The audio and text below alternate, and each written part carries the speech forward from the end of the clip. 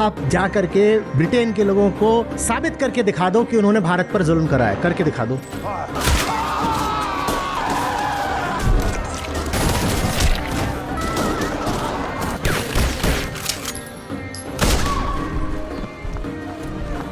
मालूम है वहाँ क्या चलता है? आप हैरान रह जाओगे। ब्रिटेन में पहली बात तो जो कॉलोनियल हिस्ट्री है वो पढ़ाई नहीं जाती है बच्चों को, और जब पढ़ाई जाती है तो पता है क्या बोल के पढ़ाई जाती है? हमने भारत पर एहसान करा। भारत एक बहुत ही पिछड़ा हुआ बर्बर देश था और हमारे ऊपर व्हाइट मैन्स बर्डन था। व्हाइट मैन्स बर्डन मतलब जो गोरा आदमी है उसके ऊपर एक दायित्व तो है कि वो इन अशिक्षित भूरे काले लोगों को जाकर सभ्य करे।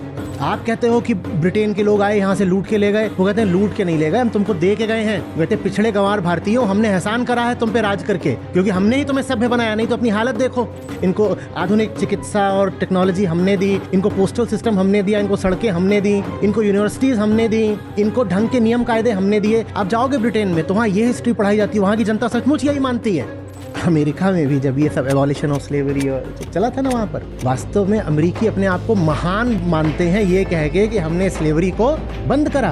हमारे यहाँ वॉर हुआ, गृह युद्ध हुआ और ये सब करके देखो हमने अपना नुकसान सह करके हमने फाइनली गुलामी की प्रथा, वो प्रथा चला कौन रहा था? तुमने एहसान किस पे किया है? तुमने एहसान किस पर करा है भाई?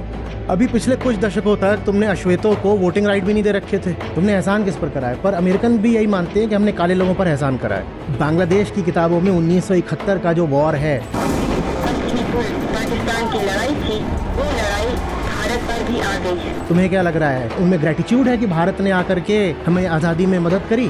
बांग्लादेश की किताबों में 1971 की लड़ाई में भारत बिल्कुल हाशिए पर है, मार्जिन्स में। वो कहते हैं सब लड़ाई हमने खुद ही लड़ ली, मुक्ति वाहिनी थी हमारी, और वो हमारी एक इंडिजिनस स्ट्रगल थी जिससे हमने पाकिस्तान को यहाँ से भगा दिया। भारत ने क्या करा? भारत ने कुछ नहीं करा। तभी तो ऐसा इतिहास पढ़ पढ़ के अब वो तैयार हो रहे हैं कि हमें भारत से अब लड़ाई करनी है, क्योंकि वहाँ की सरकार भी अपने एजेंडा के चलते अपने लोगों को झूठ बोल रही है। उन्हें बता ही नहीं रही कि बांग्लादेश हो ही नहीं सकता था बिना भारत के।